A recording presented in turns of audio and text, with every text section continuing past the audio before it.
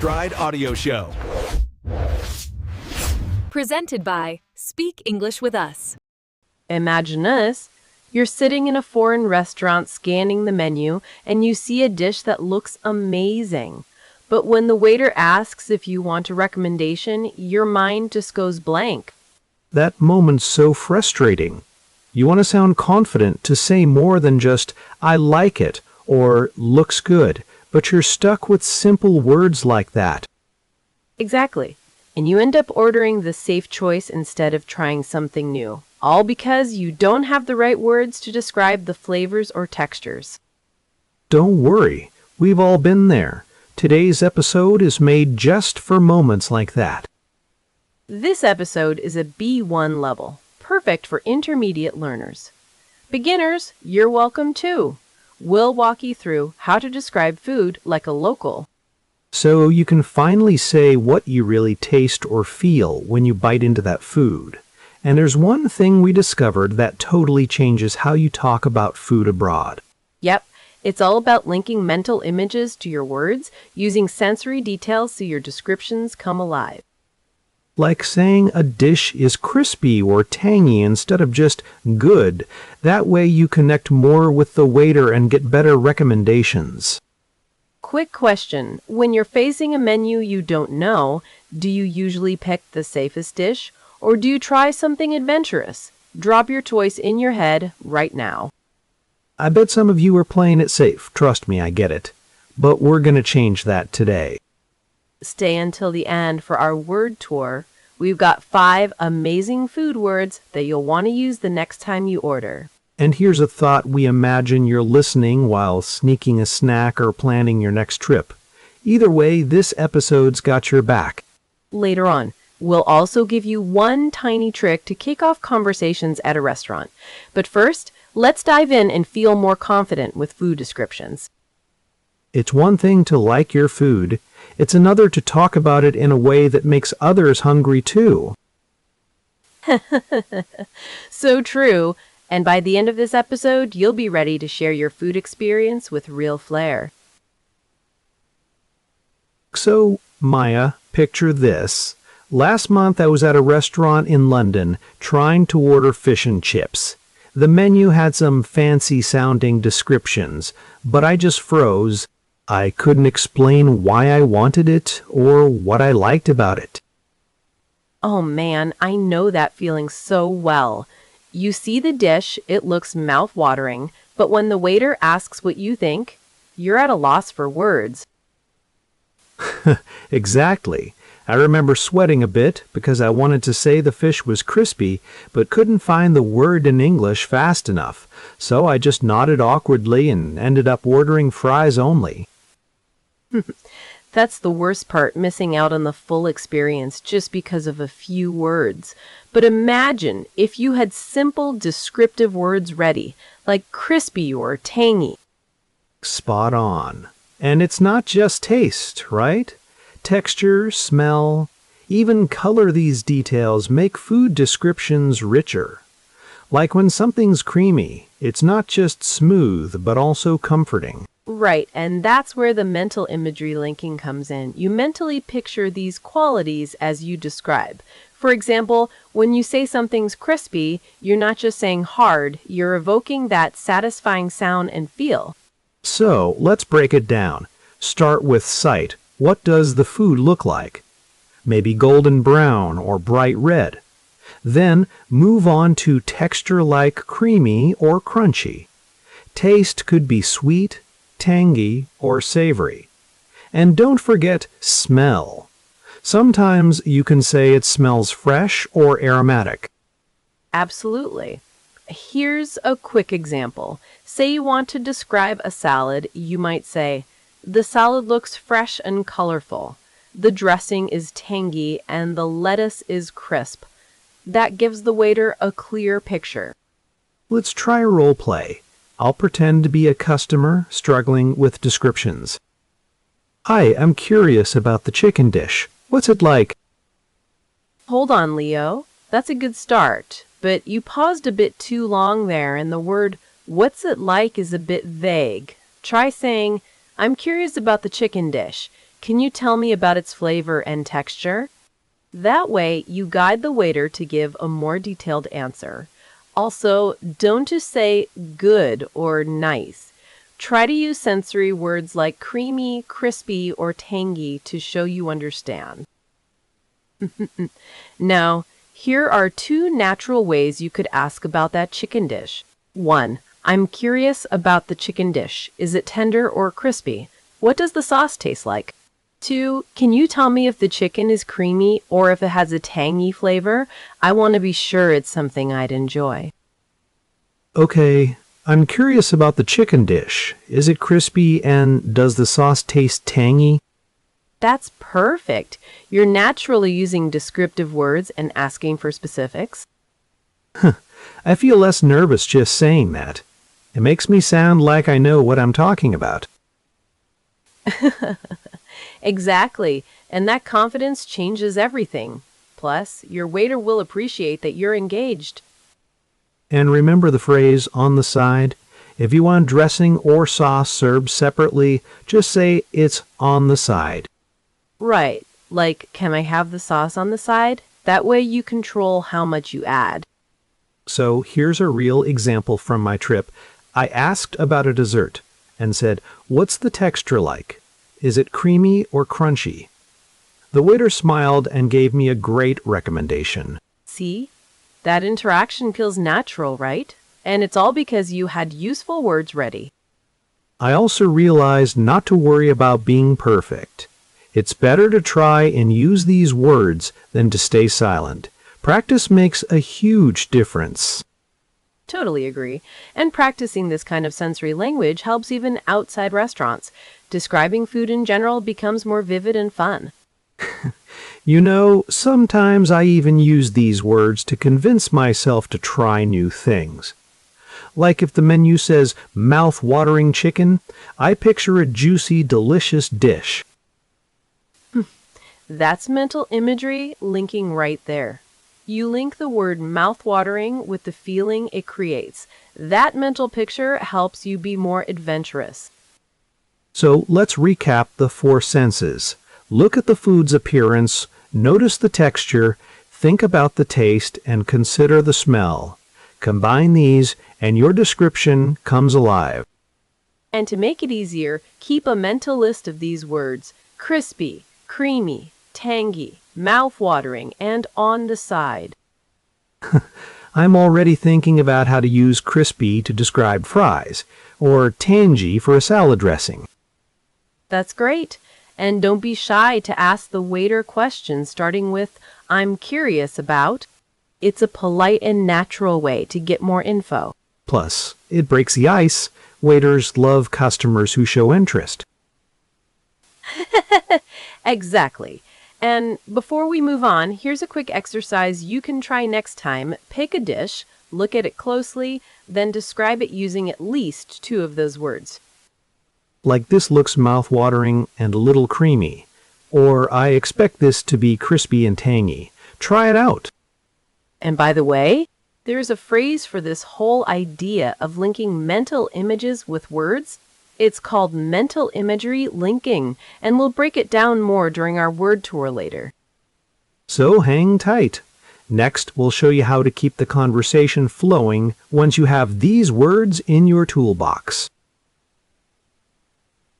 So now that we've talked about the words, let's get into how you actually use them in real conversations. I've tried this approach myself, and it really works. Okay, but wait, what if someone thinks using these fancy words sounds unnatural? Like, won't people notice you're trying too hard? That's a fair concern.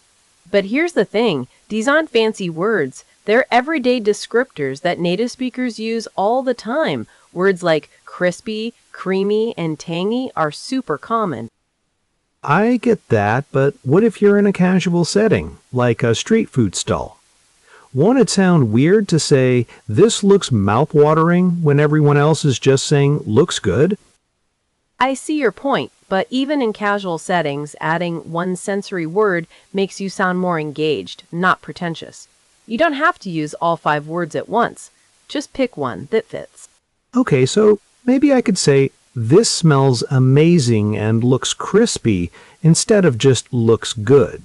That feels more natural. Exactly. And here's the key. Start small. Don't overwhelm yourself. Pick 1 or 2 words per meal and practice using them naturally. But what if I use the wrong word? Like, what if I call something creamy when it's actually crunchy? That'd be embarrassing. Honestly, that's not a big deal. People will just correct you gently and you'll learn. Making mistakes is part of the process. Plus, most waiters appreciate that you're trying. Fair enough. So let's say I'm at a restaurant and I want to ask about a dish. How do I start the conversation without sounding awkward? Great question. Use the phrase "I'm curious about." It's polite, natural, and opens the door for the waiter to share details. For example, "I'm curious about the salmon. Is it crispy or more tender?" I'm curious about the salmon. Is it crispy or more tender?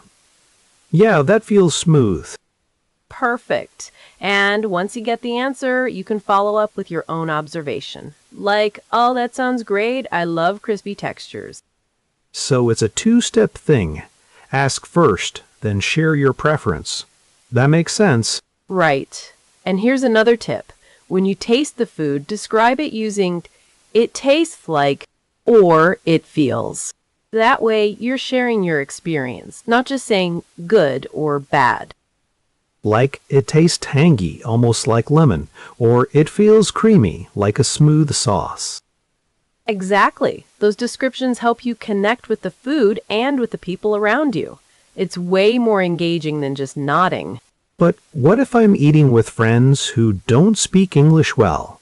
Should I still use these words, or will it confuse them? That's a good point. If your friends are beginners, you can simplify. But using these words also helps them learn. Just explain briefly if they ask. Like, tangy means a little sour, like lemon. So, it's a teaching moment too. That's cool. Absolutely. And here's a practical exercise you can try. Next time you eat, pick one dish and describe it using at least 2 sensory words. Write it down if that helps. Like a food journal? Today's lunch, the chicken was crispy and the sauce was tangy.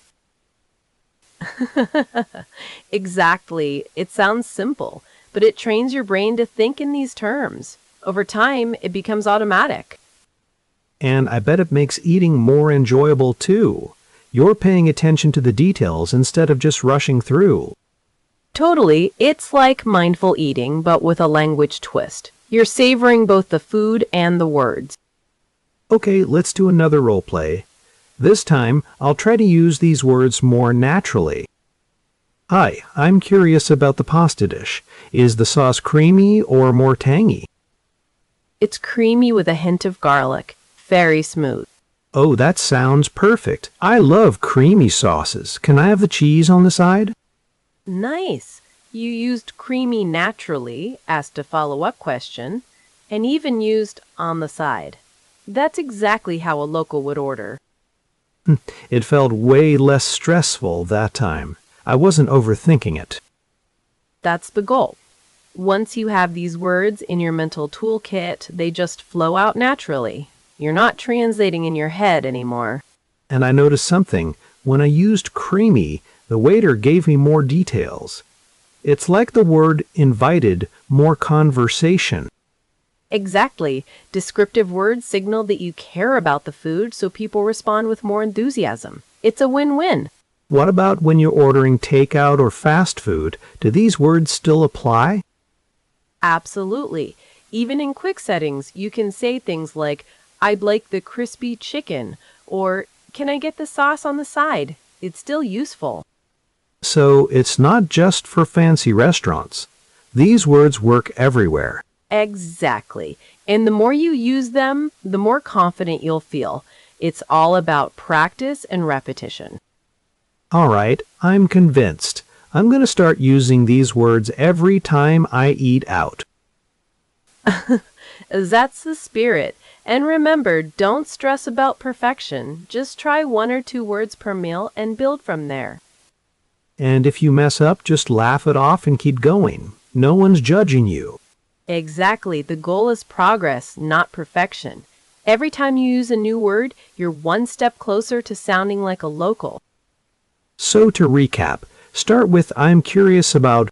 Use sensory words like crispy or tangy, and share your experience with it tastes like or it feels.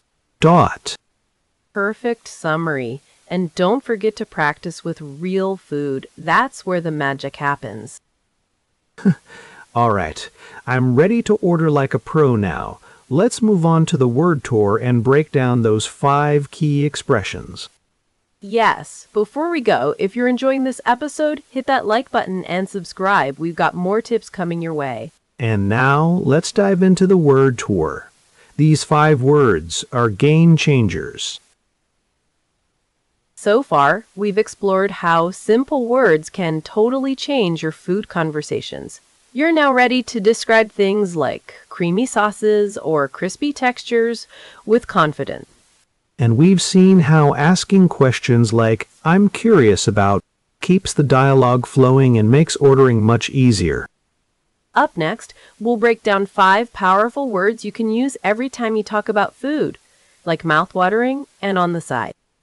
These are the exact words we've been using. Understanding them will make ordering a breeze.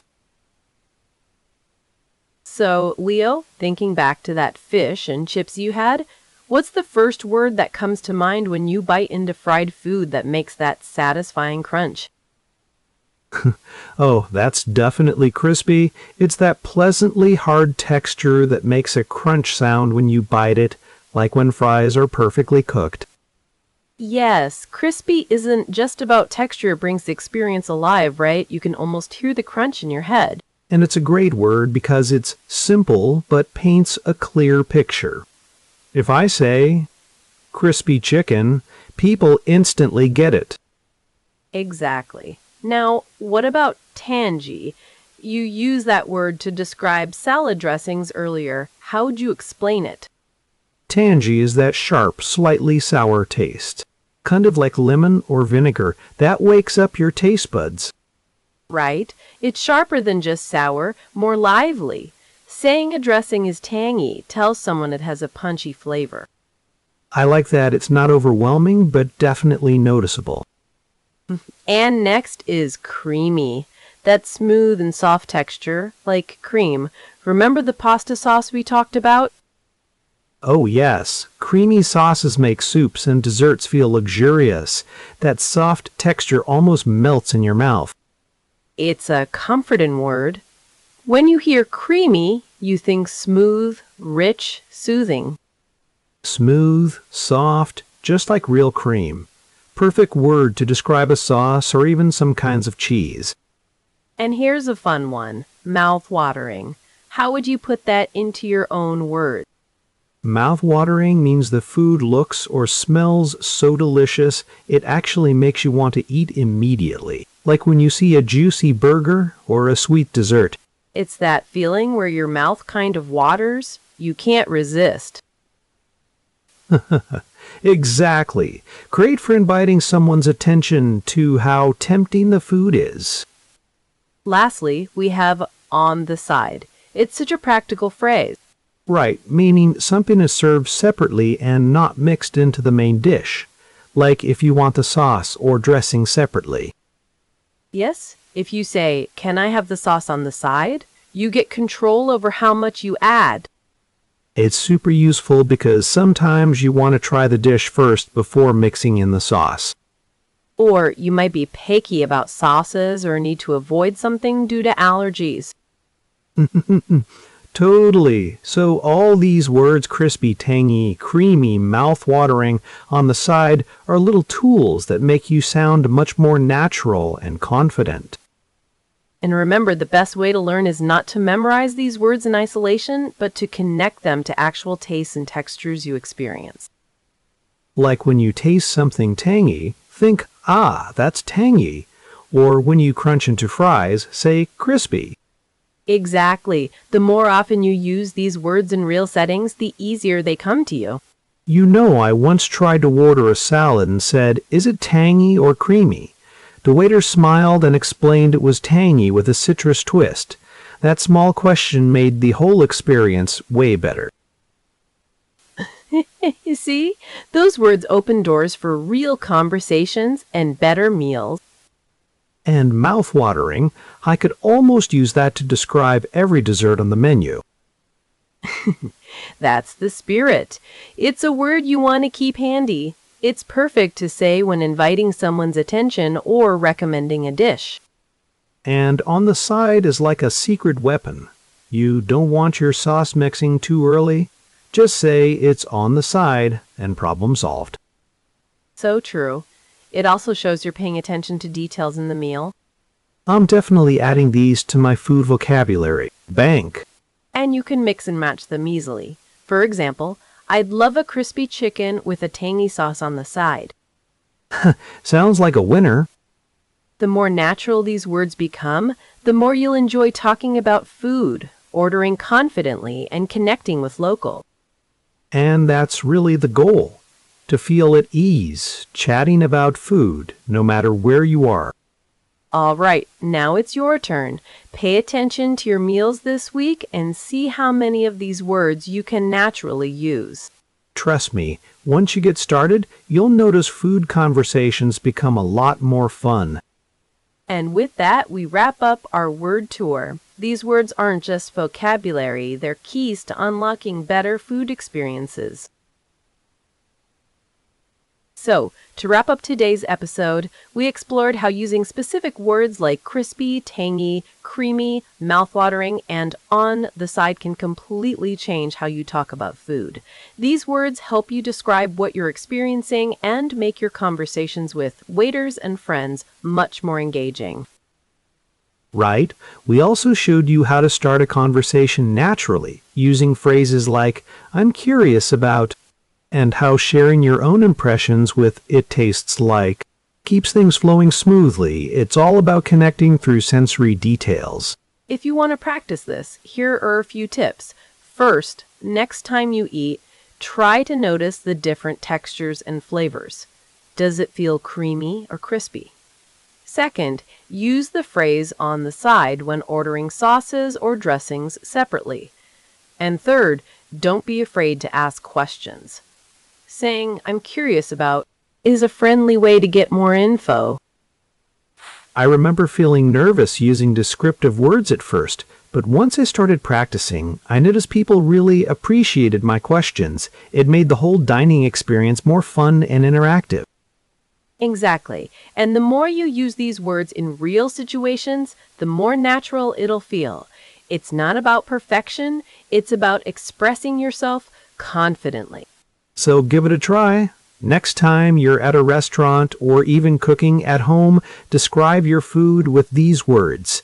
You might be surprised how much more enjoyable it is. And looking ahead, we'll dive into more ways to boost your English confidence in everyday situations. There's so much to explore beyond food, how to chat about travel, hobbies, and even handling tricky conversations. Thanks so much for hanging out with us today. Before you go, we want to hear from you. Tell us, what's one food word you've always wanted to use but never knew how? We read every comment, so don't be shy. And remember, every small step you take brings you closer to sounding like a local. Thanks for listening, and see you next time. Take care and happy eating.